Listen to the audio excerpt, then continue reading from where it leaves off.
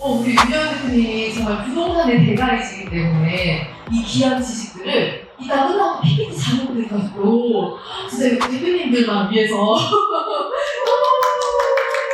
멋지죠. 네. 그래서 우리 윤 대표님이 이제 자수성가 부자들 자부클래스라는 새로운 브랜드도 이제 런칭을 하세요. 그동안 정말 회사원에서 시작하셔가지고 열심히 공부하시고 또 부동산 지식들을 가지고 정말 수익형 부동산도 그렇고 또 다양한 이제 부동산 투자들을 잘 하셔서 그런 노하우들을 대표님들에게 이렇게 전달을 해주시는 오늘 삼촌새? 제가 어미새고 우리 윤 대표님 아기새면은 윤 대표님 삼촌새로 한번 등장을 하시게 되는데요. 네, 오늘 수익형 부동산의 모든 것 우리 윤여은 대표님 YH 컴퍼니 코리아의 윤여은 대표님 모시겠습니다. 뜨겁게 함께해주세요. 바로 진행을 하면 저도 회사를 한 13년 정도 다녔고요. 회사를 13년 정도 다니다 보니까 제 직장 상사들을 보면서 쓸어도 쓰이지 않는 젖은 낙엽처럼 그런 정신으로 다닐 건가, 아니면 어떻게 보면 이제 해고가 하루아침에 되는 거를 눈앞에서 굉장히 많이 봤었거든요. 저게 내 미래다 이런 걸 되게 많이 봐가지고 회사라든지 이런 거를 정말 몇 년 전부터 많이 철저하게 좀 준비를 했습니다. 그래서 한 3년 전에 제가 회사를 그만뒀고요. 당연히 이제 회사 그만두기 3년 전, 5년 전부터 여러 가지 부동산 투자라든지 창업이라든지 정부지원금이라든지 계속해서 시도를 했고요. 물론 다 성공한 건 아니고 거기서 실패도 하고 좀 잘 된 것도 있고 해서 지금까지 여기까지 왔고, 이제 제가 얻은 인사이트는 교토성급입니다. 그래서 꾀가 있는 토끼는 불을 세게 판다 이거거든요. 그래서 코로나19를 딱 지나면서 제가 느낀 거는 이 한우물만 파는 게 정석일 수는 있지만 제가 만나본 많은 클라이언트 중이 한우물만 파다가 코로나19 때 셧다운이 되거나 본업을 잃거나 이런 경우 굉장히 많이 봤거든요. 그래서 나는 교토성물 전략으로 가야겠다 해서 좀 여러 가지를 시도하고 있습니다. 챕터는 이렇게 5가지를 마련을 했고요. 그래서 지식산업센터가 메인 테마입니다. 그리고 시간이 되면 파티룸이나 공유오피스 관련해서 또 수익형 부동산이랑 다 연결되는 내용이거든요. 그래서 이 부분까지 다뤄보도록 하겠습니다. 그리고 부자가 되는 마인드는 딱 2가지 키워드로 요약이 되거든요. 일치한 투자, 그 다음에 미친 실행력. 이 2가지로 제가 비즈니스 달려온 것 같습니다. 이 자수성가로 부자가 되는 길은 제가 뽑아보니까, 저도 직장생활 많이 해봤지만 솔직히 300만 원 받으면 이것저것 빼고 100만 원 저축하기가 저도 그게 안 됐거든요. 애도 있고 있고 나가다 보면 주변 동료들을 보면 50만 원, 100만 원 모으기가 쉽지 않은 게 현실입니다. 그래서 급여 소득만으로는 자수성가가 되기가 참 한국 사회에서는 쉽지 않다. 그리고 총 통화량은 계속해서 이제 증가를 하고 그런데 이제 통화 가치는 계속해서 하락을 하거든요. 좀 더 깊게 들어가면 시간이 좀 많이 지체되기 때문에, 그래서 자산 가치가 오르는 거에 대해서 우리가 투자를 해야지 살아남을 수 있습니다. 그리고 소자본 창업이라든지 온라인 창업이라든지 이런 거를 작게라도 우리가 먼저 시작하는 게 좀 중요하고요. 그리고 요즘에 정부 지원 자금이라든지 또 실용 보증 재단이라든지 이런 여러 가지 지원 체계라든지 지원 자금이 많이 있습니다. 이런 거를 알아봐서 작게라도 시작하는 게 중요하고, 이게 좀 제가 볼 때는 좀 포인트인 것 같습니다. 가급적 내 건물, 내 사무실에서 하는 게 중요하다. 왜냐면 제가 진짜 많은 대표님들 상담도 하고 투자도 도와드리고 하는데 A와 B 케이스가 있거든요. 먼저 A 잘된 케이스 보면 내 건물, 내 사무실에서 했는데 똑같이 코로나19를 통해가지고 사업과 아이템은 언젠가 좀 망한다고 보거든요. 똑같이 망했는데 결국 내 건물 부동산은 남더라고요. 근데 B 같은 케이스는 충분히 돈을 많이 벌고 그 다음에 자산 소득이 있었음에도 불구하고 안 샀어요. 부동산을 분명히 살 수도 있었는데, 그래서 코로나19 때나 여러 가지 지금처럼 좀 경기가 좀 안 좋을 때, 이때 좀 매출이 많이 떨어질 때 똑같이 사업 아이템이 망해도 이 사람들이 남는 게 없게 되는 거죠. 그래서 가급적 내 건물, 내 사무실에서 하는 게 중요하다.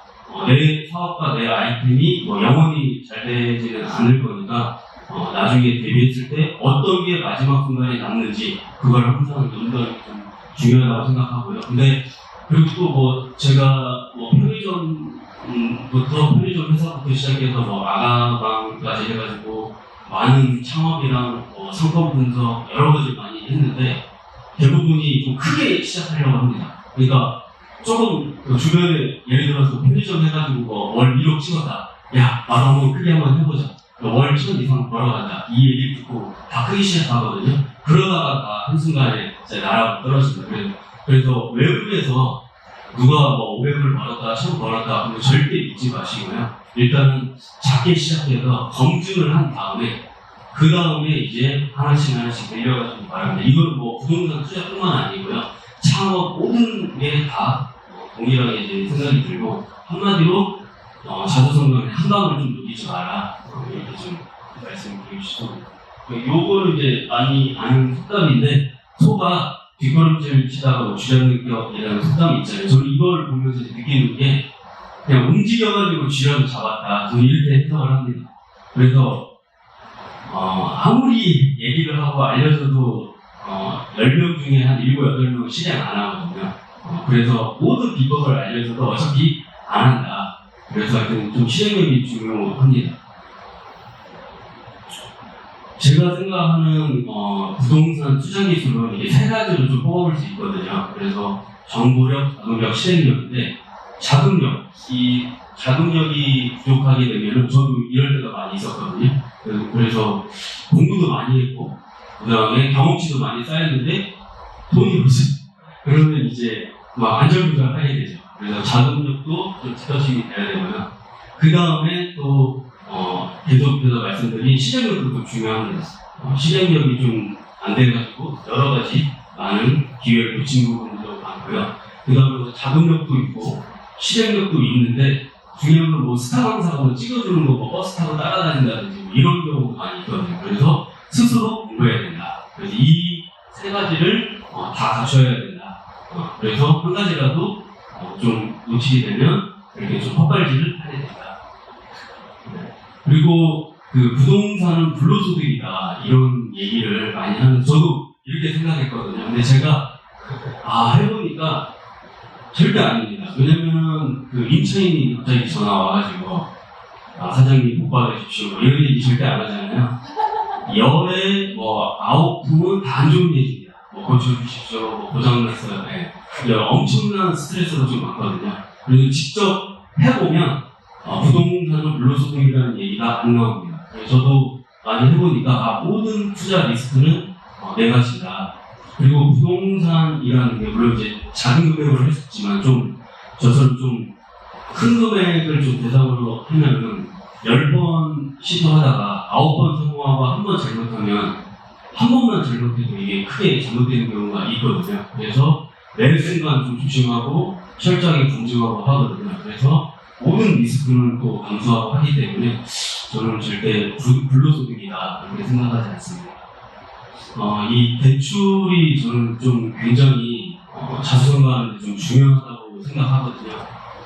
제가 7월이랑 8월 초에 유럽 부촌 부동산 투어를 갔다 왔거든요.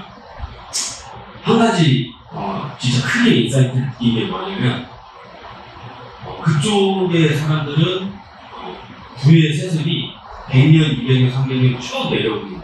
그래서 제가 질문을 했어요. 아니 왜 니네들은 비싼 부동산이라든지 왜 부의 사다리로 올라갈 생각을 안 하냐? 어떻게 올라가냐? 왜냐면 월급 모아서 어떻게 가냐? 우리는 아예 포기했다. 이렇게 이제 보통 사회 시스템이 물론 이제 사회 보장 시스템이라든지 연금이라든지 이렇게 성취국들은 잘 돼 있기 때문에 그렇게 아예 굳어져 있거든요. 그래서 부의 세습이 쭉 갔고요. 물론 이제 증여세라든지 이런 게 우리나라보다 조금 저렴하고 하기 때문에 어드밴티지가 있기 때문에 쭉 사회 시스템을 가기 때문에 하여튼 결과론적으로 봤을 때 기울어진 그런 운동장으로 진짜 확신을 했습니다. 그래서 유럽 같은 경우는 아예 부의 세습이 쭉 내려온다. 근데 그거에 비례해서 대한민국 서울을 저희가 봤거든요. 우리나라는 아직까지는 제가 봤을 때는 기울어진 운동장 아니라고 확신을 합니다. 아직까지. 왜냐하면 저처럼 이제 그 흡수저 출신이 자산가가 되기까지는 대출이라는 사회적인 시스템이 있기 때문에 물론 이제 자기가 감당할 수 있는 범위 내에서 대출을 받아야겠지만 그래서 제가 이번에 유럽 부천 투어를 하면서 그걸 느꼈거든요. 그래서 제가 얘기했거든요. 대한민국은 아직도 자기가 노력을 하면 지금 유튜브라든지 여러 가지 온라인 플랫폼을 통해서 자산가가 될 수가 있잖아요. 누구든지. 대한민국은 아직도 여러 가지 길이 있다. 이게 굉장히 부러워하더라고요. 걔네들은 아예 꿈도 못 꾸거든요. 우리가 선진국에 바라보는 그런 분들이.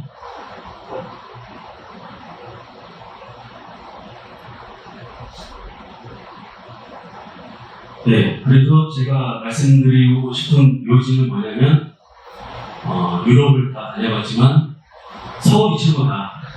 아 진짜 서울이 최고다. 그래서 여기 허비아 대표님들 계시는데 네, 기울어진 운동장이 저는 아니라고 생각합니다. 아직까지. 그래서 여기 두 대표님 계시니까 다들 좀 자상하고 잘 올라타기를 진짜로 바라겠습니다. 이 레버리지 효과가 한마디로 그냥 대출 10번 불러가는 거랑 호박 1번 불러가는 거랑 똑같다.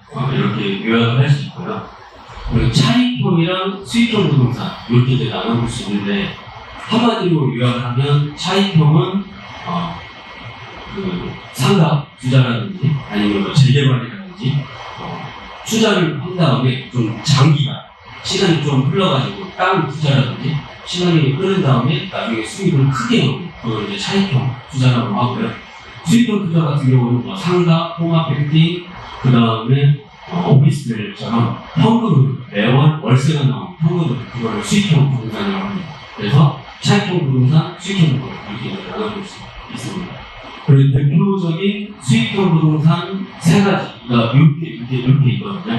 근데 요 세 가지의 어떤 장단점을 제가 쭉 정리를 해봤는데 여기 지식산업센터 같은 경우에는 취등록세가 감면되는 재산세라든지 세제 혜택이 있고 그 다음에 대출이 좀 잘 나오고 그 다음에 정책자금도 있고 그 다음에 서비스 발권리 면적 그런 게 있거든요. 서비스 발권리 면적이라면 예를 들어서 이런 큰 호실이 있잖아요. 보통은 우리 아파트처럼 발코니가 이렇게 보통 이렇게 막혀 있거든요. 이렇게 막혀 있어요. 근데 막혀 있을 때 여기는 이렇게 튼 거죠. 이렇게. 네. 그래서 굉장히 좀 넓어 보이는 효과가 있잖아요. 네. 이걸 이제 서비스 발코니라고 하는데 그게 이 지식산업센터 같은 경우는 서비스 발코니 면적이 다 이렇게 있습니다. 그래서 대표적인 수익형 상품에 비해서 특장점을 보면 여러 가지로 좀 장점이 많은 상품이긴 합니다.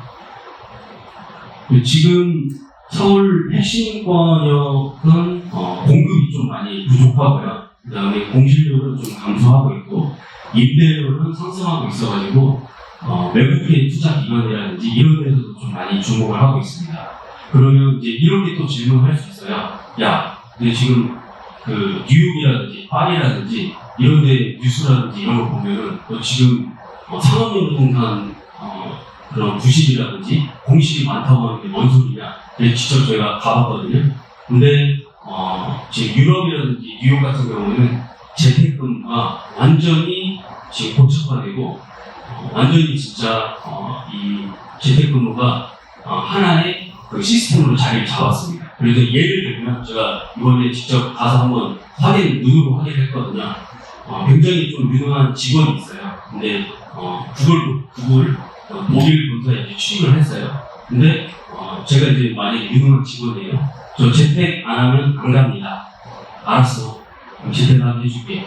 이런 케이스. 근데 만약에 반대로 우리나라 같은 경우는 제가 이제 합격을 했어요. 너 재택 안 하면 안 갑니다. 그럼 너 오지 마. 여기 올 사람아. 이렇게 한국 문화 아직은. 네. 그래서 유럽, 그다음에 뉴욕, 그다음에 대한민국 이게 다 틀립니다 지금.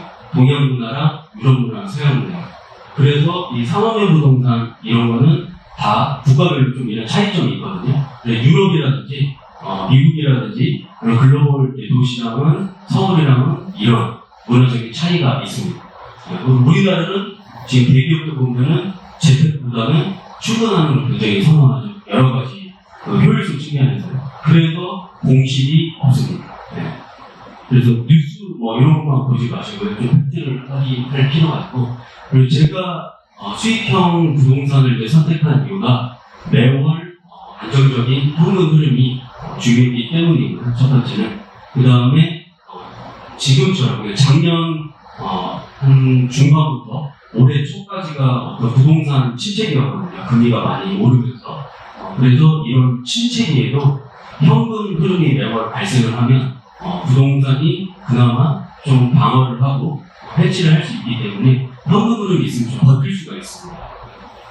그리고 이 수익형 부동산은 대출이 또 잘 나오고, 특히 지상센터 같은 경우는 대출이 잘 나오기 때문에 제가 들어갈 수 있는 현금이 많이 안 들어가거든요. 왜냐면 저도 누가 상속받는 것도 없고 하기 때문에 현금이 많지 않잖아요. 그렇기 때문에 대출이 잘 나오기 때문에 수익률이 좋기 때문에 제가 지식산업센터를 본격적으로 투자를 했고, 그러면 본격적으로 지식산업센터가 뭐냐 말씀을 드리면, 우리 예를 들어서 개별 공장이 이렇게 100평짜리가 이렇게 하나가 있으면 공장 딱 하나에 100평을 혼자서 다 쓰고 있잖아요.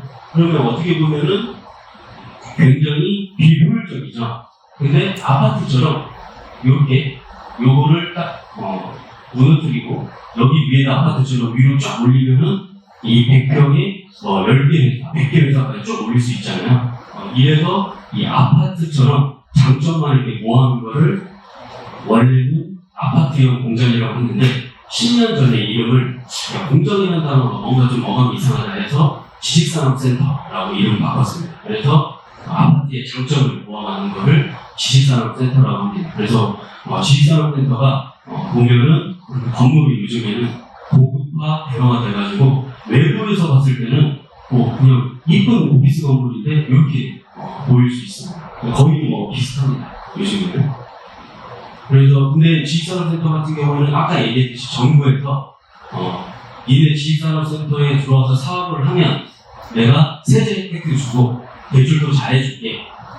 근데 유흥, 도박 이상한 업종이 들어오면 안 되잖아요. 그래서 입주하는 업종이 있습니다. 네. 그래서 근데 요즘은 네거티브 제도라고 해가지고요. 유흥, 도박 이상한 업종이 안 하면 아니면 웬만한 업종은 다 입주가 가능합니다. 이 수도권 지식산업센터의 평당가를 제가 이제 조사를 했는데 여기 강남 3구 지식산업센터가 제가 말을 몇 년 전에 만든 건데요. 문정, 성수, 영등포, 문성영 이렇게 만들었거든요. 노정, 성수, 영등포. 이거를 강남 3구 지식산업센터라고 제가 칭했습니다. 그래서 여기가 서울 핵심권 지식산업센터다. 여기가 안전한 지역이다. 그래서 지금 평당가가 이렇게 2천만 원 중반대에서 1,000만 원 후반대 이 정도로 가격이 좀 형성되어 있습니다. 그래서 우리가 어떤 투자를 한다든지 할 때 전체적인 평당가라든지 이런 걸 좀 머릿속에 좀 두고 있어야지 전체적인 큰 그림이 보이거든요. 그래서 지하철 노선을 보고 서울 경기권에 주택이랑 다른 거 다 똑같습니다. 땅 투자할 때 큰 그림을 보고 그 다음에 쪼개서 또 그 안에 들어가서 핵심 지역이 얼마인지 이렇게 보는 연습이 필요합니다. 그리고 우리 땅을 보면은 주거지역, 중주거지역, 상업지역, 중공업지역이 있거든요. 근데 중공업지역이 어떻게 보면 땅의 효용가치가 높아서 용적률 400% 이렇게 해서 건물을 이제 높이 지을 수 있거든요. 그래서 보통은 지식산업센터는 중공업지역이 많이 짓습니다. 중공업지역. 그래서 서울에 중공업지역이 서울 전체 면적이 약 한 2억 8천만 평 되거든요. 그래서 중공업지역이 한 3.8%밖에 안 됩니다. 600만 평. 이거 얼마 안 되죠? 그래서 여기 제일 핵심은 아까 강남 3구 지식산업센터가 문서동인데 거기서 1등이 성수동이거든요. 그리고 여기 강남에서 가장 가까이 있는 지식산업센터가 바로 여기 성수동 여기입니다. 성수동 여기가 바로 중공업지역 단지인데 그래서 이제 땅의 가치가 이제 굉장히 높거든요. 그래서 땅값이 굉장히 많이 오르고 있고 건물 가치도 오르고 있고 아파트도 많이 오르고 있습니다. 그래서 오늘 이제 강의 내용을 들어보면은 제가 지식산업센터만 얘기하는 게 아니고 잘 들어보시면 대표님들 혹시 뭐 창업을 한다든지 사업을 한다든지 어떤 뭐 온라인 사업을 한다든지 고객들의 어떤 좋아하는 뭐 아이템이라든지 고객들의 수요라든지 고객들의 어떤 트렌드라든지 그게 다 어디에 집중되는지 잘 보시면은 나오거든요. 그게 바로 성수동입니다. 성수동 얘기를 많이 해드릴 건데 그래서 단순히 부동산 얘기만 하는 게 아니고 성수동 얘기를 많이 드릴 거예요. 재밌을 건데 그래서 이 성수동 관련해서 그 포인트들을 좀 많이 잡아가시면 아마 사업하시거나 앞으로 뭐 하실 때 도움이 될 겁니다. 2030 서울 도시 기본 계획이 약 10년 전에 나왔고요. 2040 서울 도시 기본 계획이 몇 달 전에 나왔거든요. 그냥 다 필요 없고 한마디로 말씀드리면 제가 함부르크 독일의 함부르크를 갔었는데 함부르크가 서울이랑 면적이 똑같거든요. 근데 인구가 10분의 1이에요. 150만 명밖에 안 살아요. 우리 1000만 명 나는데. 그래서 굉장히 쾌적하더라고요, 거기는. 우리는 너무 인구밀도 장난 아니잖아요, 여기가. 그래서 제가 그 도시기본계획 보면 한마디로 인구가 딱 대한민국의 국토가 70%가 다 산으로 돼 있잖아요. 그래서 이게 인구가 서울에 특히 너무 많으니까 이 땅은 별로 없고 그래서 땅의 가치, 땅이 얼마 없으니까 땅의 효용 가치를 굉장히 높여야겠다. 그러면 건물을 높이 지을 수밖에 없잖아요. 그 얘기입니다. 그리고 건물을 높이 지으려면 아까 얘기한 것처럼 중공업 지역, 상업 지역의 건물을 높이 지을 수 있거든요. 그럼 반대로 얘기하면 중공업 지역, 상업 지역의 땅의 가치는 계속해서 앞으로 올라갈 수밖에 없는 거죠. 예. 그래서 제가 말씀드린 이 포인트는 앞으로도 계속해서 우상향할 수밖에 없습니다. 근데 제가 유럽이나 다른 나라 가봐도 우리나라랑 포인트가 다 틀리거든요. 거기는 땅이 많아요. 그렇기 때문에 점진적으로 이렇게 오를 수밖에 없다면 우리나라는 땅이 없습니다. 우리 땅의 가치가 높을 수밖에 없고 왜냐면 서울 인구는 1000만 명이고요. 그 다음에 경기도 인구는 1000만 명 이상인데 잘 보시면 저도 이제 경기도에 있다가 서울을 왔거든요. 근데 이 1000만 명의 경기도 배우 수요가 1000만 명 이상인데 만약에 이 경기도 인구가 충만하면 서울로 대부분 이주를 하고 싶어 하겠죠. 배우 수요가 엄청나겠죠. 이런 거 보면은 우상향할 수밖에 없더라고요. 정부 지식산업센터, 서울 자치구별 지식산업센터를 보면 우리 구로 시설단지 아시잖아요. 구로 가산 아시죠? 구로 가산에 좀 많이 지식산업센터가 몰려있다. 그렇게 보시면 돼요. 구로 가산 쪽에 지식산업센터가 많이 있다. 그리고 유동동에 30개 있고 성수동 쪽에 90개 있다. 이렇게 큰 그림으로 보시면 됩니다. 근데 지식산업센터의 어떤 이 매매가 추이를 보면 요 그림이 좀 되게 중요합니다. 여기 보면 지금 요게 이 점선이 대출 금리고요. 그 다음에 이 노란색이 오피스 빌딩의 매매가 금액, 그 다음에 요 선이 회색 금액이 지식산업센터 매매가 금액인데 보시는 것처럼 금리가 떨어질 때 2018년 이때부터 금리가 떨어질 때부터 매매가가 굉장히 폭등하기 시작을 했죠. 근데 지금은 이게 거꾸로 되죠. 반대로 금리가 굉장히 높아지니까 매매가가 지금은 조정이 되거나 떨어지기 시작했습니다. 근데 이제 반대로 올해 말이나 내년 초쯤에 금리가 다시 떨어지기 시작하면은 수익형 부동산 수익률이 좋아지기 때문에 또 다시 매매가가 또 오를 가능성이 좀 높습니다. 그래서 수익형 부동산은 여러 가지를 봤을 때 이 금리의 영향을 좀 많이 받습니다. 금리의 향방을 좀 많이 볼 필요가 있고요. 주요 시도별 지식산업센터를 보면 그냥 전국적으로 지식산업센터가 한 1,500개 정도가 있는데 서울, 경기, 인천에 한 1,200개 정도, 80%가 몰려있다. 이렇게 보시면 됩니다. 근데 모든 부동산이랑 다른 거 다 마찬가지고 공급과 수요에 따라서 움직이는데 공급이 많은 거는 다 장사 없거든요. 공급 앞에. 공급이 많은 거 무조건 조심해야 됩니다. 그래서 저는 어떻게 보면 저도 지식산업센터를 어떻게 하다가 전문으로 하고 있는데 욕을 이제 많이 먹는데 왜냐면 저는 지식산업센터 중에 문정, 성수, 영등포 딱 여기만 하거든요. 여기 중에 딱 성수만 또 한대요. 제 사무실도 성수는 아니고 다른 데는 아예 안 합니다. 그래서 이제 욕을 많이 먹습니다. 왜 너는 운전 선수 영등포만 좋다고 하냐, 그 중에서도 성수만 좋다고 하냐. 근데 이제 지금 진가를 많이 하거든요. 다른 데는 다 떨어지고 뭐 난리 나거든요. 지금 이렇게 부동산 경기가 안 좋고 그다음에 매매가가 많이 떨어질 때 지금 뭐 코인도 오르고 주식도 오르고 부동산도 오를 때는 몰라요.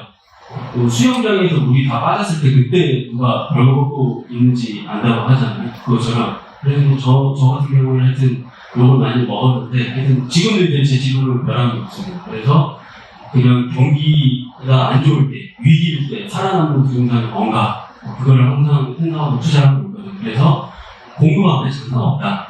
모든 부동산이라든지 모든 투자는 다 똑같습니다. 공급이 많은 데는 무조건 조심을 하셔야 됩니다. 우리 지식산업센터도 아파트랑 좀 비슷한 게 뭐냐면 다 신축을 좀 선호합니다. 지금 여기 인테리어랑 이런 거 보면은 진짜 굉장히 멋있잖아요. 이것처럼 모든 사람들이 다 신축을 좋아하거든요. 그럼 신축이 뭐 몇 년 된 게 신축이냐? 보통은 한 지어진 지 3년, 5년 정도 된 거를 신축이라고 하거든요. 근데 관리가 보통 지식산업센터도 아파트처럼 관리사무소가 다 상주에 있기 때문에 10년 차까지는 다 신축이라고 합니다. 그래서 전국적으로 보면 한 35에서 40%까지는 신축급이 있거든요. 그래서 보통은 만약에 뭐 내가 지식산업센터 한 개호실을 사고 싶다 그러면 가급적 10년 이내 신축급을 사시는 걸 추천드립니다. 지식산업센터의 뭐 장점이면 제가 지금까지 말씀드린 것처럼 대출이 좀 잘 나온다. 그 다음에 임차인이 우선합니다. 왜냐하면 임차인들이 대부분 법인이거든요. 저도 이제 주택이나 뭐 여러 가지를 하는데 임차인이 개인인 거랑 법인인 거랑 진짜 차이가 많이 나요. 개인 같은 경우에는 일단 내 호주머니에서 이제 돈이 나가는 거기 때문에 5만원, 10만원도 크게 느껴지는데 법인은 기록 처리하는 거기 때문에 크게 상관없거든요. 굉장히 나이스하고. 그래서 법인 같은 경우는 뭐 월세 밀리지 않고 굉장히 나이스하고 그리고 관리가 좀 수월하고요. 관리사무소가 있어가지고 그 다음에 이 한 개의 호실별로 살 수 있기 때문에 황금성이 좀 우수합니다. 저한테 이제 또 많이 질문한 것 중에 너는 그럼 왜 뻥필딩 안 했냐? 근데 저 뻥필딩도 몇 개 하려고 했었거든요. 근데 뻥필딩은 20억, 30억 하기 때문에 단위가 커가지고 나중에 팔기가 솔직히 좀 어려워요. 근데 예를 들어서 성수동에 제가 5억짜리, 3억짜리 그걸 가지고 있으면 지금 같은 시기에 3억짜리, 5억짜리는 쪼개가지고 팔기 쉽잖아요. 이것처럼 항상 부동산이라든지 어떤 투자는 나중에 팔 때 황금성으로 생각하셔야 되거든요. 물론 이제 아무 분위기 좋을 때는 싸게 사고 이런 건 굉장히 좋은데 나중에 이게 팔 때 문제되는 게 진짜 많습니다. 그래서 투자는 나중에 내가 팔 때 이게 진짜 황금성이 있는지 이거를 진짜 꼭 연구해 주셔야 됩니다. 그리고 어떤 호실이 블루칩이냐 이게 좀 중요합니다. 그래서 한마디로 역세권에 인테리어 여기처럼 잘 돼 있고 그 다음에 코너 호실 여기처럼 이런 좀 코너 호실 이게 블루칩이다. 여기가 혹시 역세권인가요, 대표님? 네. 여기 역세권 아니에요. 근데 예를 들어서 여기 이제 예를 들면 여기처럼 역세권은 아닌데 인테리어 살벌하고 그 다음에 층고 굉장히 높고 그 다음에 평공실이고 그 다음에 또 한 가지가 있죠. 파노라마 영구 한강뷰 이거는 역세권을 이길 수 있습니다. 이 정도면. 그러니까 많은 전문가들이 역세권 아니면 다 제껴라 이렇게 얘기하는데 예외가 이런 케이스는 예외예요. 저 같으면 이런 거 무조건 해요. 왜냐면 영국 파노라마 한강뷰는 돈 주고 못 사는 절대. 네. 이거는 유럽이라든지 뭐 독일이라든지 어느 나라 지금 이제 다 가보니까 이 한강을 끼고 있는 데는 전부 다 비싸더라고요. 어느 나라. 네. 서울도 예외가 아닙니다. 네. 오늘 잘 오신 게 제가 최근에 유럽을 갔다 와가지고 비교를 해가지고 말씀드린 거니까 뭐 도움이 되시죠? 괜찮으시죠?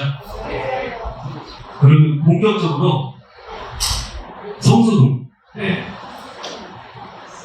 성수동 다들 가보셨죠? 근데 딱 가봤을 때 고가도로 있고 어수선 이게 뭐냐 어수선하다 이거 고가도로 최고했으면 좋겠고 이렇게 얘기를 하시는데 그거를 이제 또 매력적으로 또 보시는 분들도 있거든요.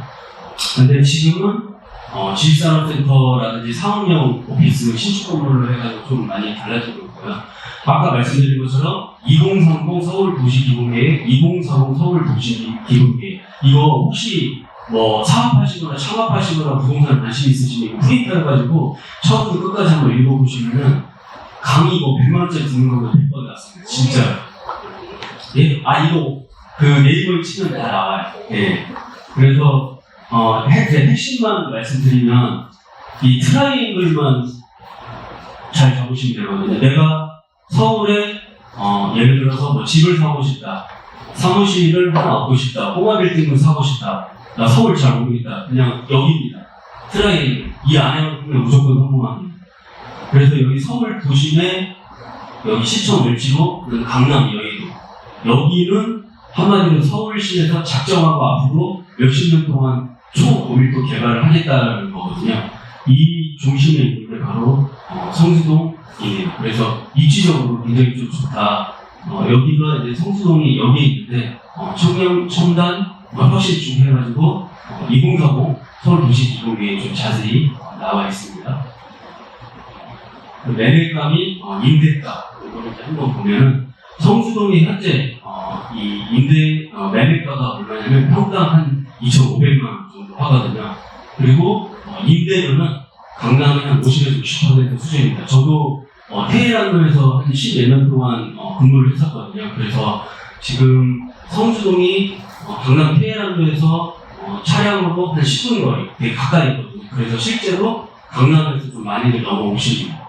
그리고 또 한 가지 이유가 제가 전에 이제 조빈 대표님한테 여기 관리가 얼마냐고 물어봤거든요. 왜냐하면 강남이랑 뭐 성수동이랑 뭐 여의도랑 이렇게 월세가 이제 비슷하다고 이런 광고에 혹해가지고 강남이 이제 월세를 들어갔는데 알고 보니 나중에 월세는 비슷한데 관리비에서 눈탱이 맞는 경우가 진짜 많습니다. 관리비가 평당 예를 들어서 2만 원 경우도 많고요. 최소한 10,000원, 2만 원, 3만 원 경우도 많습니다. 그래서 관리비를 굉장히 좀 유심히 잘 봐야 되고요. 지식산업센터는 평당 관리비가 한 6,000원에서 7,000원 정도 성수동 기준으로 관리비가 좀 저렴하고요. 왜냐하면 입주자 대표 회의라는 게 있어가지고 좀 투명하게 관리를 합니다. 연도별 분양가 그냥 추이만 보시면 계속해서 이제 급등 계속해서 이제 좀 쭉 오르다가 아까 말씀드린 것처럼 오른 이유가 중공업 지역의 땅의 가치가 굉장히 좀 올랐고 그 다음에 성수동에 이따가 계속 나오는데 여러 가지 좀 잘 나가는 기업들이 좀 많이 몰려오고 그런 여러 가지 이유 때문에 계속해서 성수동이 좀 여러 호재 때문에 많이 올라가고 있는데 다만 작년 말부터 올해 초까지 급격한 금리 인상이나 경기가 좀 많이 안 좋으면서 지금 조정 장세에 있습니다. 최근에 매매 사례를 봤는데 10평대 기준으로 이렇게 보면 2천만 원 중반대 그 다음에 20평대도 2천만 원 중반대 당연히 이제 지하 같은 경우에는 많이 좀 저렴해요. 그리고 여기서 보시면 여기 야 5층인데 1,600 5천 싸네? 이렇게 이제 여기 잘못 들어가야 되는데 한 20년 넘은 겁니다. 근데 이런데 이제 들어가서 인테리어 이렇게 해서 실입주 하셔도 괜찮거든요. 근데 이제 저는 개인적으로 오래되면은 건물에서 냄새가 좀 나거든요. 그리고 제일 중요한 게 여직원들은 뭐 화장실이라든지 이런 게 더럽거나 불편하면 안 옵니다. 진짜 안 와요. 네, MZ 세대 안 옵니다. 그래서 건물이라든지 화장실 이런 것도 좀 많이 본다. 임대료는 그럼 얼마냐? 평당 성수동이 제가 실제 임대료 받고 있는 금액인데 임대료도 계속해서 지금 오르고 있어가지고 6만 원에서 6만 5천 원 받고 있습니다. 예를 들어서 분양으로 50평이면 전용률이 보통 지산센터가 50%거든요. 분양으로 50평, 그럼 전용으로 25평이잖아요. 분양으로 50평이면 6만 원이니까 5분에 300만 원 이렇게 계산하시면 돼요. 그래서 성수동에서 야 성수동이 너 몇 평 쓰고 있어? 나 한 25평 쓰고 있어. 그러면 300만 원 내게 있네. 이렇게 계산하시면 됩니다.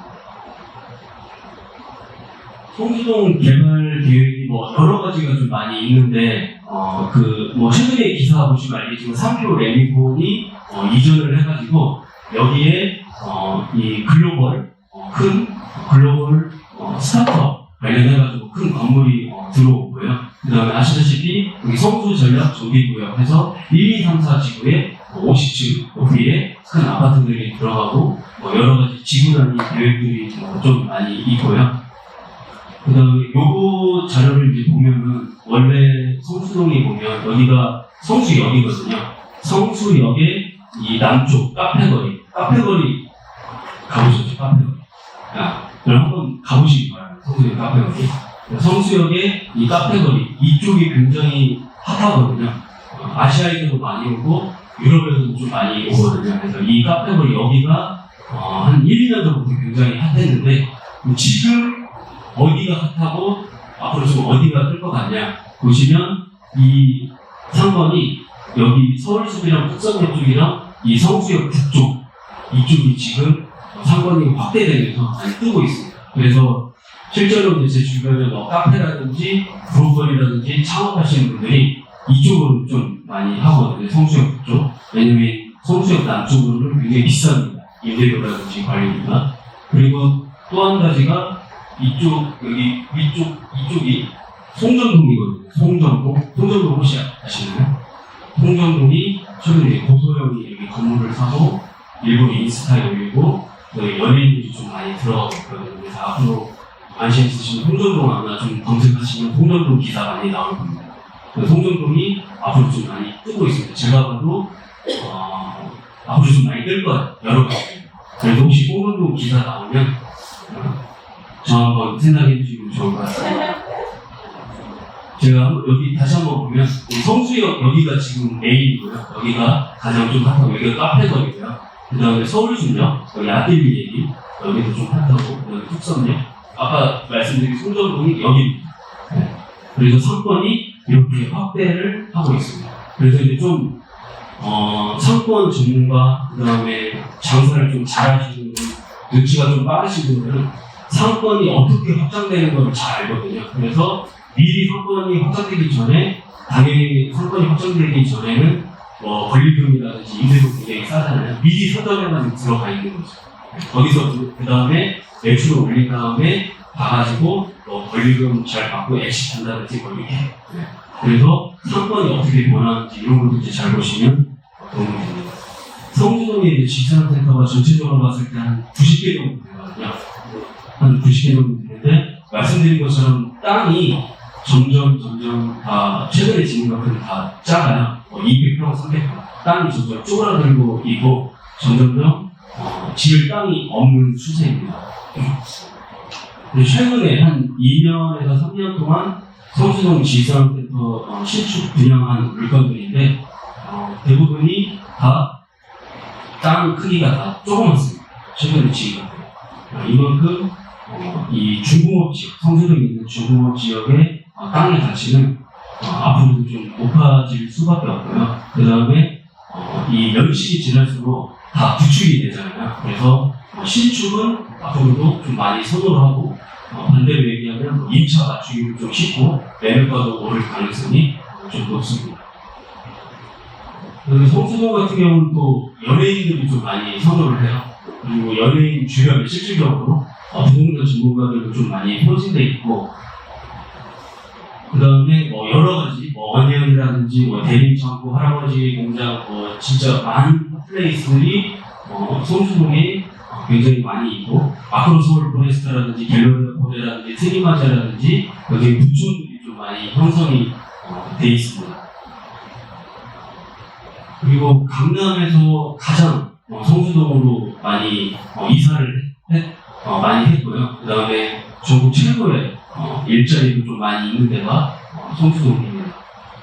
성수동의 어떤 여러 가지 발전 과정을 이 한 장으로 좀 요약할 수 있는데, 과거에는 이랬거든요. 자동차 공업소라든지 염색 공장이라든지 노후주거, 이게 지금은 개조를 해가지고요. 공장을 개조해가지고 카페라든지 스타트업 기업이라든지 공원이라든지 이렇게 이제 변신을 했습니다.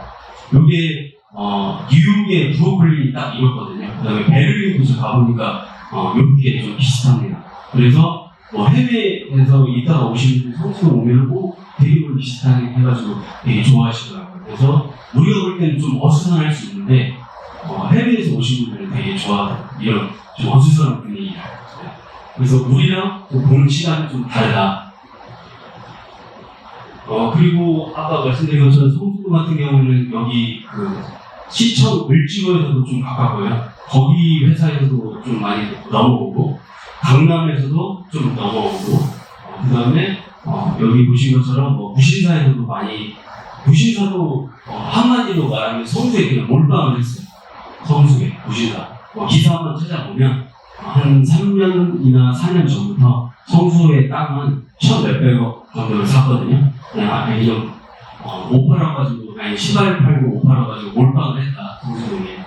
그리고 현대 글로비스라든지 SM이라든지 큐브 엔터테인먼트라든지 크래프톤, 젠틀몬부터 많은 소비 잘 나가는 게 소파 많은 기업들이 성수동에 본사를 두고 많이 투자를 하고 있습니다. 그래서 그 이유가 뭐냐? 이제 잘 나가는 기업들이 이제 서로 모이는 클러스터 이런 효과도 있거든요. 그 다음에 강남이랑도 좀 가깝고, 그 다음에 좀 약간 힙하고 하니까 직원들 뽑기도 좀 쉽습니다. 직원들 뽑기.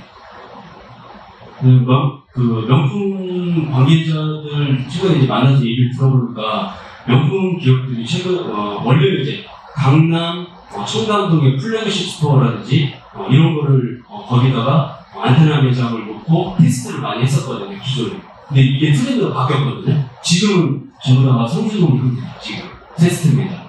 그래서 어떻게 보면 한국 또는 아시아의 테스트 매장이 서울에서 성수동으로 이 명품 업체에서는 좀 많이 보고 있습니다.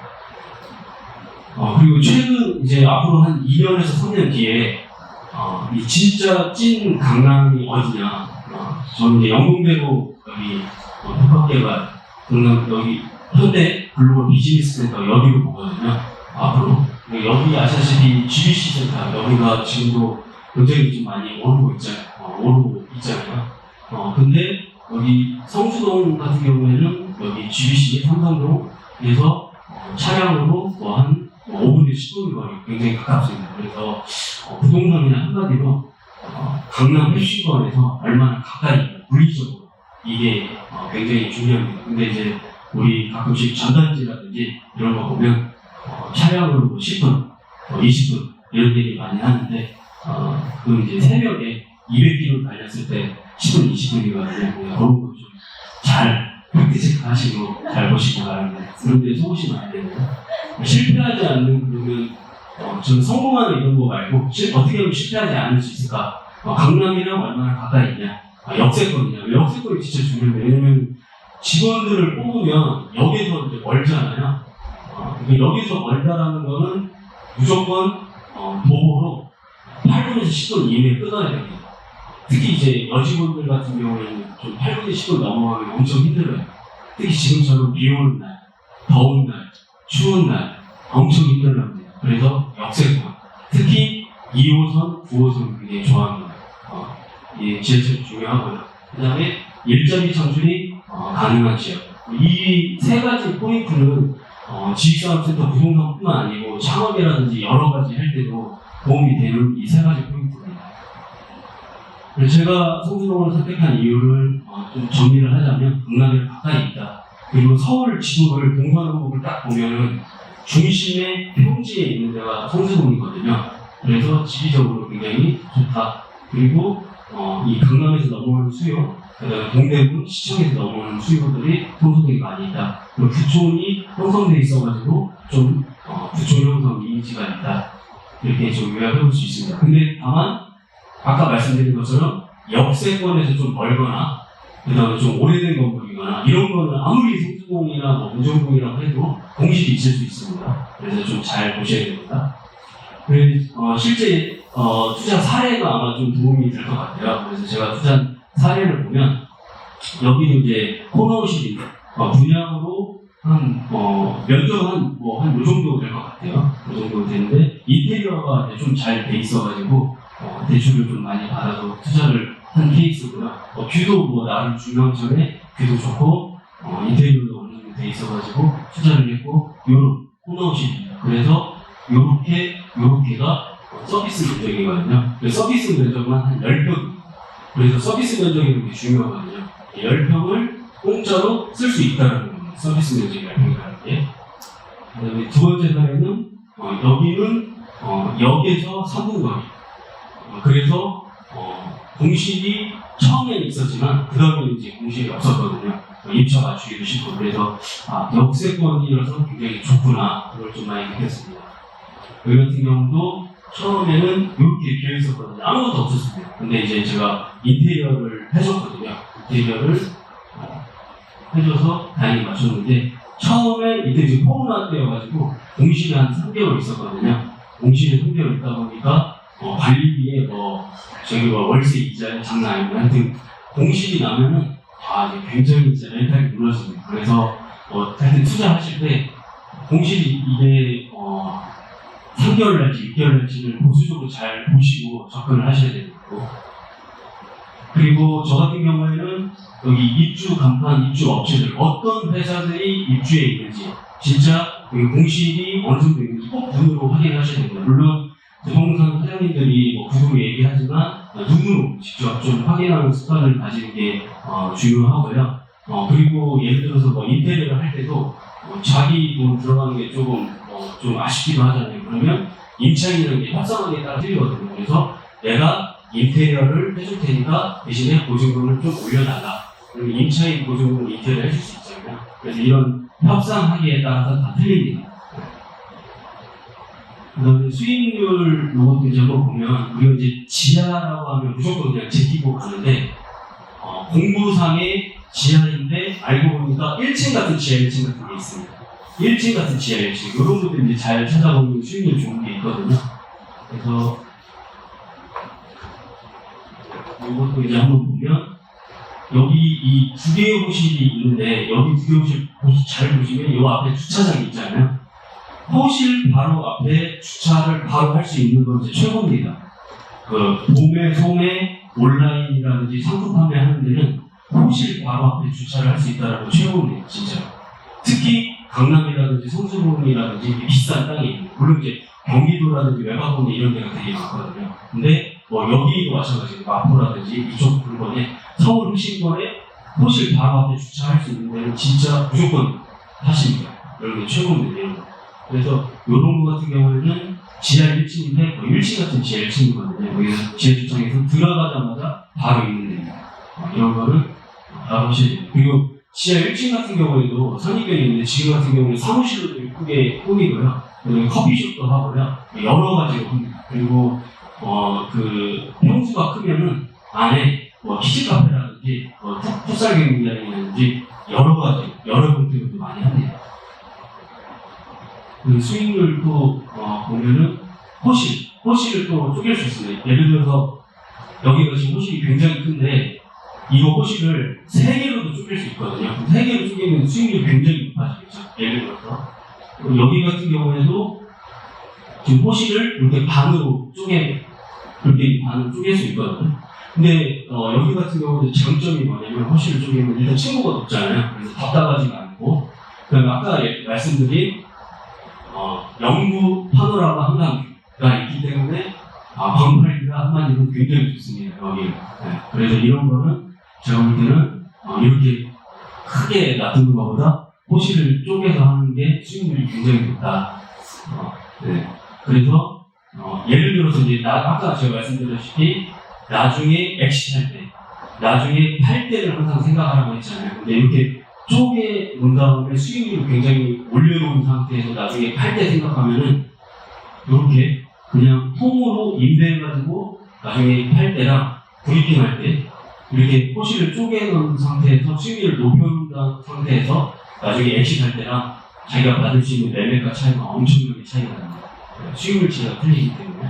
그래서 항상 엑시트할 때 그때를 생각해가지고 호실을 잘 구분하시면 됩니다.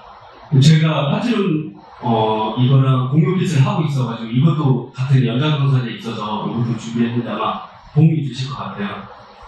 그래서 한마디로 공간 임대업은 여기 이제 우리 조필 대표님이랑 저희 복전 대표님들이 마찬가지이지만 대표님들이 본인 사무실로 쓰고 있잖아요.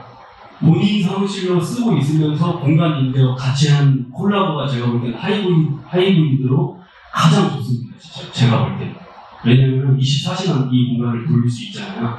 그래서 공간 임대업을 저 이제 한 5년, 10년 하고 있는데 제가 볼 때 그냥 한마디로 정리를 하자면 서울 핵심권에 공간을 자기가 보유하고 있는데 이거를 어떻게 하면 24시간 돌릴 수 있을까 이것만 잘 연구하면 무조건 성공합니다. 서울 핵심권 그냥 다른 데 말고 다른 지역을 무시하는 게 아니고 그겁니다. 그래서 이 파티룸을 이제 잠깐 보면 그 직장인 투자도 좀 괜찮고 2030 여성들 그냥 2030 여성들을 타겟을 해야 되는데 저처럼 그냥 40대 중반의 아저씨 타겟은 절대 안 되고요. 무조건 2030. 그 다음에 투자금이 조금 낮다. 2천에서 3천만 원이 된다. 그러면 이 세 가지만 들었으면 파티룸 되게 괜찮네? 아닙니다. 경쟁자들은 너무 많습니다. 진입장벽이 낮기 때문에. 파티룸 같은 경우는 그냥 핵심만 말씀드리면 요겁니다. 2030 여성을 어떻게 공략할 건가 이겁니다. 무조건. 이걸 놓치면 절대 안 되고요. 그리고 지금은 강남, 홍대, 여기 우리 펍이역 여기 근처, 그 다음에 성수동 여기 근처에 파티룸, 그 다음에 에어비앤비, 그 다음에 스페이스 클라우드처럼, 그 다음에 이런 공간 임대, 그 다음에 강의 대여 이런 게 굉장히 많이 늘어나고 있습니다. 그래서 이 편의점 같은 경우에는 출전 제한이 있어가지고 100m 이내에는 아예 출전을 못하게 막아놨어요. 그래서 어떻게 보면 굉장히 잘한 정책이거든요. 근데 다른 모든 브랜드는 내가 아무리 잘해도 옆에 대기업 프랜차이즈가 들어옵니다. 그래서 이제 망해서 안 되거든요. 돈으로 밀고 들어오면 장사 없습니다. 그래서 무조건 하여튼 경쟁자가 언제든지 들어올 수 있으니까 항상 긴장을 해야 됩니다. 이 파티룸 같은 경우에는 친구를 놓으면 안 돼요. 거기 친구를 놓으면 안 되고 요즘에는 파티룸에도 이 유튜브 공간 대여도 좀 잘 되거든요. 컨셉을 좀 잘 잡아야 됩니다.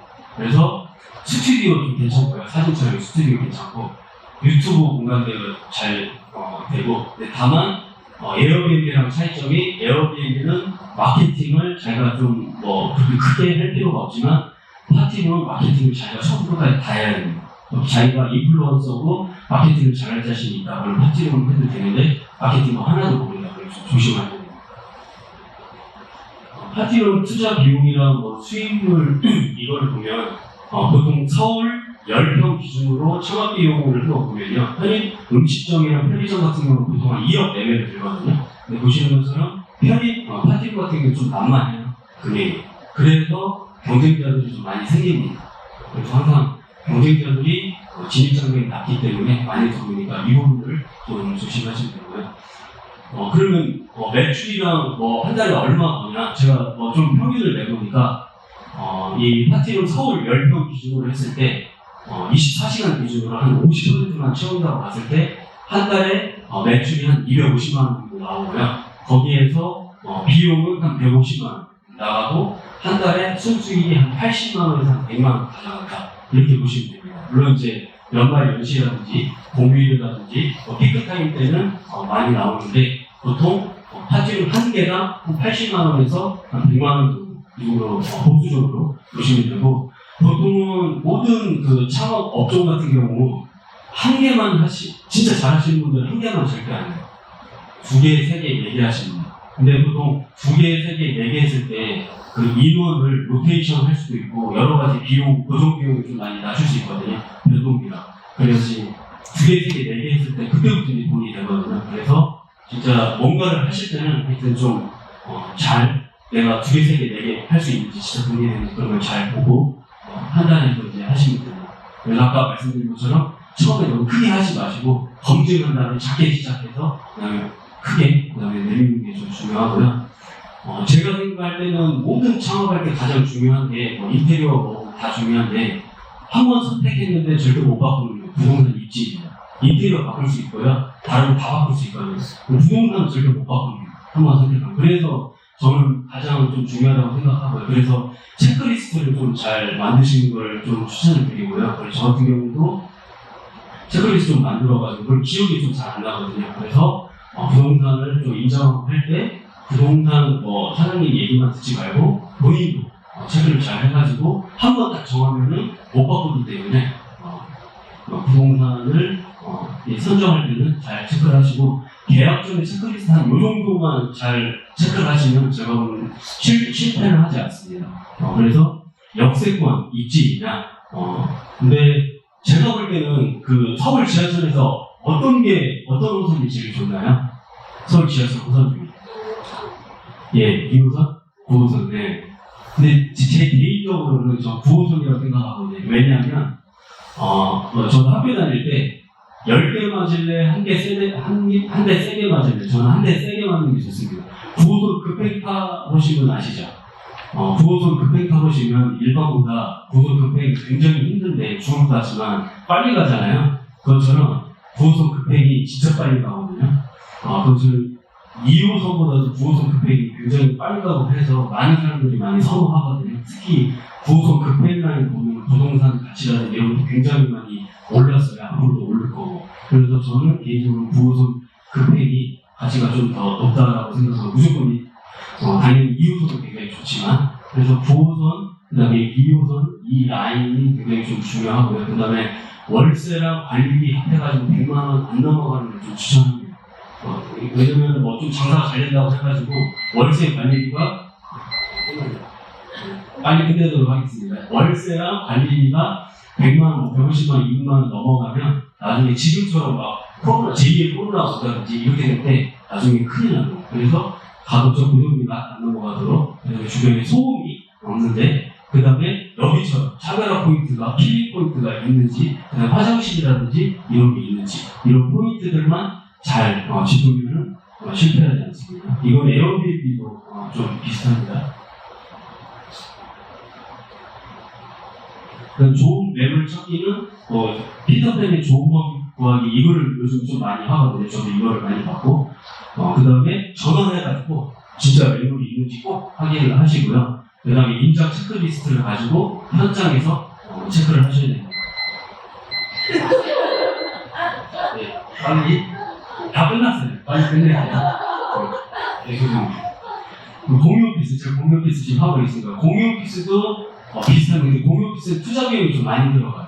왜냐면 인테리어 비용이 많이 들거든요. 아시다시피 스터디 카페 한참 붐이었잖아요. 근데 다 한마디로 작살났습니다. 왜냐면 경쟁자들이 너무 많이 생겼어요. 그래서 스터디 카페 진짜 절대 하지 마라. 그리고 공유 오피스 같은 경우에도 저는 성수동에서만 합니다. 절대 다른 데서 안 합니다. 성수동에서. 그리고 공유 오피스 같은 경우는 빅3, 패스파인드, 위오피스, 파커플러스 얘네들이 쩐으로 밀고 들어오기 때문에 항상 공유 오피스도 좀 조심해서 접근을 하시고요. 공유 오피스 같은 경우도. 공유 오피스도 한참 요 5가지만 딱 집중해서 하시면 저한테 괜찮을 것 같습니다. 그래서 입지 선정할 때도 대기업 프랜차이즈 조심하시고 초기에 빨리 공실을 채우는 게 굉장히 중요해요. 아까 공실, 귀신보다 무서운 공실 아까 보셨죠. 그래서 공실을 최대한 빨리 채우는 게 중요하고 그다음에 공유 오피스 같은 경우 인테리어를 여기처럼 살벌하게 해야 됩니다. 여기 인테리어 제가 얼마 했는지 이렇게 친구 높으면 제가 감이 오거든요. 진짜 돈 많이 들어가요. 인테리어 하는데. 네. 그렇기 때문에 이 높은 투자비가 굉장히 들어가고 기업들이 요즘 대기업들이 거점 오피스가 있습니다. 요즘 거점 오피스. 재택 반 세미 재택으로 해가지고 거점 오피스들이 있거든요. 그렇기 때문에 공유 오피스가 또 잘 되는 것도 잘 돼요. 이런 프로그램도 있고 그 다음에 아까 얘기한 것처럼 내 사무실, 내 공실이 있다. 그러면 자기 거에서 테스트를 해봐야 돼요. 내가 사무실로 쓰고 내 지인이 쓰고 공유 오피스로 하기도 하고. 네. 공유 오피스 스타트 카페는 좀 비슷합니다. 그래서 말씀드린 것처럼 강의 장소로도 쓰고 내 사무실로도 쓰고 공유 오피스로도 쓰고 이런 하이브리드 조합 이런 걸로 24시간 돌리면 공실의 어떤 리스크를 해지를 할 수 있다.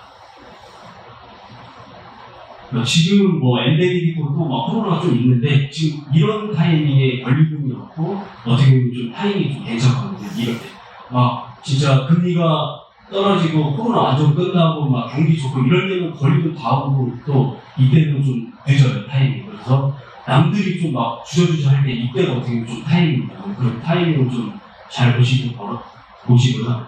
저 같은 경우는 좀 이런 그 정량적으로 이런 체크리스트를 좀 보고 좀 숫자적으로도 좀 보고 투자를 하고요. 숫자적으로.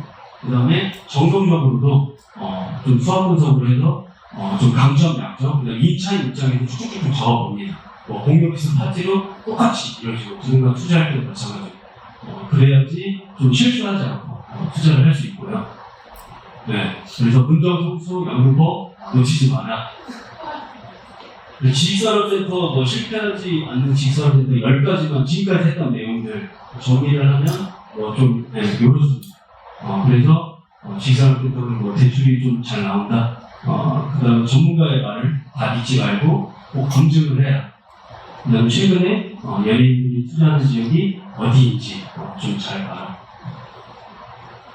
그 다음에 마지막으로 지금 다 끝났는데 지금 금리가 굉장히 많이 올라가지고 대출 이자가 2배 이상 올라갔거든요. 그리고 다들 힘든 시기 지나고 있는데 저도 빡세거든요. 대출이 많기 때문에.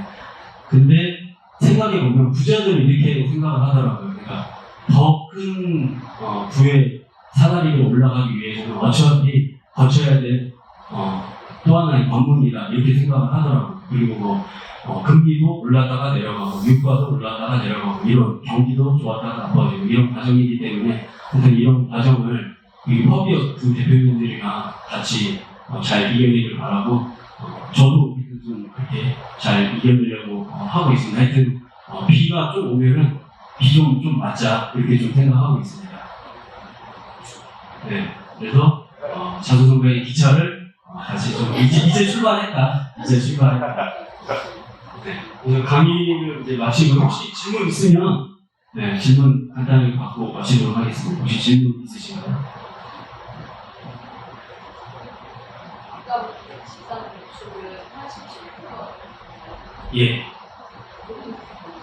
지식산업센터 대출은 보통 한 80% 정도 대출 나오고요. 신용상의 문제가 없으면 80% 대출이 보통 나오고 신용점수가 좋고 은행 내부 등급이 좋고 여러 가지 조건이 잘 맞으면 90% 정도 대출이 나옵니다.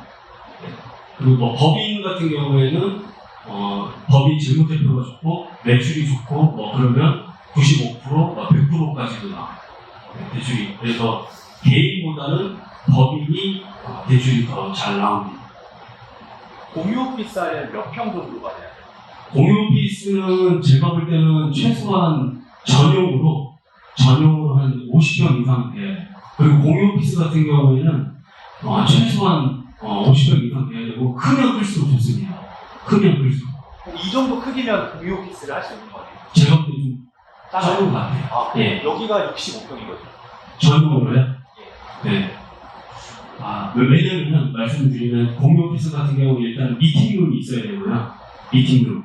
그 다음에 내부에 여기 당연히 화장실 있지만 화장실 있고 미팅룸 있고 탕비실 있어야 되고 휴식 공간 있어야 되고 그 다음에 각 그 공유비실 그 다음에 3인실, 4인실, 10인실 이렇게 있어야 되잖아요. 그런 걸 쪼개가 보고 그 다음에 목도 같은 것도 있어야 되는데 목도도 소방시설에 의거해가지고 그 간격이 또 있습니다. 예능가 그런 걸 다 하다 보면은 말씀드린 것처럼 좋습니다. 이게 전용 50대 완전 최상 기준이고요. 할 수는 있어요.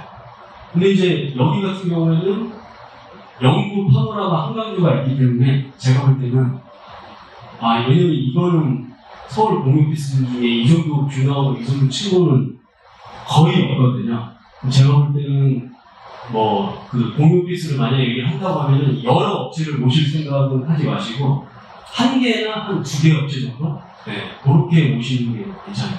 그리고 공유오피스 같은 경우는 저도 시행착오를 좀 많았는데 호실을 쪼개면 쪼갤수록 돈이 많이 들어가거든요. 왜냐면은 호실을 쪼개면 쪼갤수록 냉난방기 들어가야 되고요. 그 다음에 안에 전구라든지 인테리어라든지 그 다음에 여기 전선이라든지 이런 게 다 들어가기 때문에 돈이 굉장히 많이 들어가요. 그래서 호실을 가급적 안 쪼개는 게 그게 돈이 안 들어가요. 그래서 가급적 오픈 스페이스로 가는 게 괜찮습니다. 감사합니다.